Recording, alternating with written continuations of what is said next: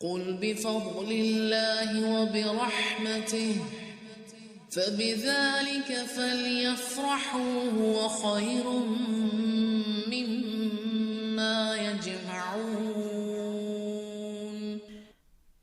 اے ایمان والو، تمہاری بعض بیویاں، ساری نہیں ہیں، لکھیے بعض، سم آف، جو دین سے روکیں، جو اسلام سے روکیں، جو ہجرت سے روکیں، جو مسلمان ہونے سے روکیں، اور بعض بچے تمہارے دشمن ہیں، وہ بچے جو تمہیں غلط چیزوں پہ مائل کریں، جن کو خوش کرنے کے لیے اللہ کو ناراض کرو، جن کی خوشیوں کے نام پہ تم اللہ کو ناراض کر دو، وہ دشمن ہیں۔ اچھا دشمن ہے تو کیا کرو؟ ان کو لگ ڈال دو، کسی اور جگہ بھیج دو، چھوڑ دو، طلاقیں دے دو بیویوں کو، بچوں کو آگ کرو؟ نہیں۔ دیکھیے ڈکشنری میں 3 لفظ ہیں معافی کے، تینوں ادھر اکٹھے آنے لگے ہیں، توجہ رکھیے گا۔ فَاخْذَرُوهُمْ وَإِن تَعْفُوا وَتَصْفَحُوا وَتَغْفِرُوا فَإِنَّ اللَّهَ غَفُورٌ رَحِيمٌ۔ جی ہیں تو دشمن، بس ان سے ہوشیار رہنا، اور اگر تم معاف کر دو اور درگزر کر جاؤ اور بخش دو تو اللہ بخشنے والا مہربان ہے۔ یہ ہے اللہ کا پیار۔ ان کو چھوڑنا نہیں ہے، طلاقیں نہیں لینی مردوں سے دین کے نام پہ، ان کو دین پہ لانا ہے۔ اگر آپ اچھی بیوی ہوں گی آپ کو نہیں چھوڑے گا۔ دیکھیے آج کئی غیر مسلم مسلمان ہو جاتے ہیں لڑکیوں سے شادیاں کرنے کے لیے، تو کیا آپ نے اپنے شوہر کو اتنا پیار بھی نہیں دیا کہ وہ آپ کی خاطر نمازیں شروع کر لیں اور آپ کی خاطر غلط چیزیں چھوڑ دیں؟ ایک دفعہ شادی ہوگی، اس کو نہیں توڑنا، یہ ماں باپ کی لاج رکھنی ہے، شرط ہے کہ حکمت سے دین پہ لانا ہے۔ ایک کتاب کا نام یاد آ گیا، نوٹ کر لیجئے، اگر کسی کے گھر میں ایسا کوئی ایشو ہے کہ ساتھ رہنے والا ساتھی ہی دین پہ نہیں، تو ایمبیسیڈرز آف اسلام، نیکی کے سفیر، ایک بک ہے جو ہم نے پڑھی تھی اٹلانٹا میں، لنک اس کا آج ڈال دیں گے۔ بگڑے ہووں کو کیسے لہجہ لہجہ قدم قدم لائیے، اس کتاب میں سٹوریز ہیں، بہت پیاری بک ہے۔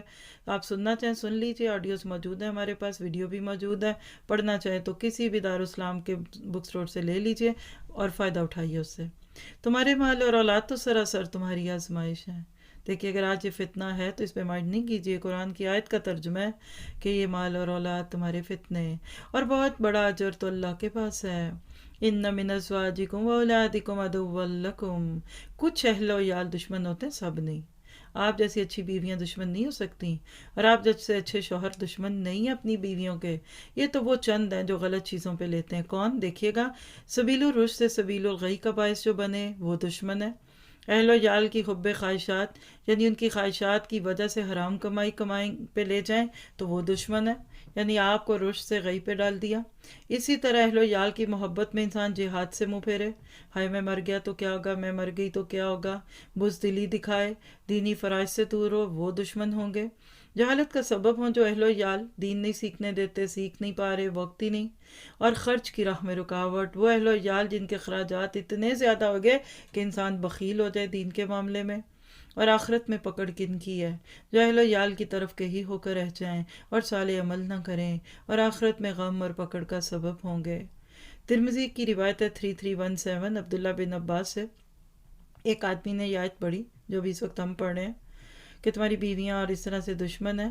پھر پوچھا یہ کس کے بارے میں اتری؟ تو انہوں نے کہا اہل مکہ میں کچھ لوگ تھے جو ایمان لائے تھے، اور انہوں نے اللہ کے نبی کے پاس پہنچنے کا ارادہ کر لیا تھا، مگر ان کی بیویوں اور ان کی اولادوں نے انکار کر دیا۔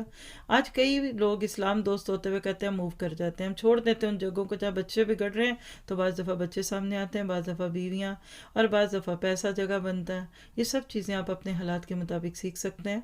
جب انہوں نے انکار کیا کہ وہ انہیں چھوڑ کر اللہ کے نبی کے پاس جائیں، پھر جب کافی دنوں کے بعد اللہ کے نبی کے پاس آئے تو دیکھا کہ لوگوں نے دین کی فقہ کافی حاصل کر لیا، تو انہوں نے ارادہ کیا کہ وہ اپنی بیوی بچوں کو ان کی رکاوٹ ڈالنے کے بعد سزا دیں۔ تو اس پر بھی آیت اتری کہ نہیں، ڈونٹ بی روڈ، اچھے طریقے سے دین سکھائیے گھر والوں کو۔ دیکھیے جب کسی کو کوئی برا زوج مل جاتا ہے نا، شوہر کو بیوی اور بیوی کو شوہر، تو اس کے برے اثرات کیا ہوتے ہیں؟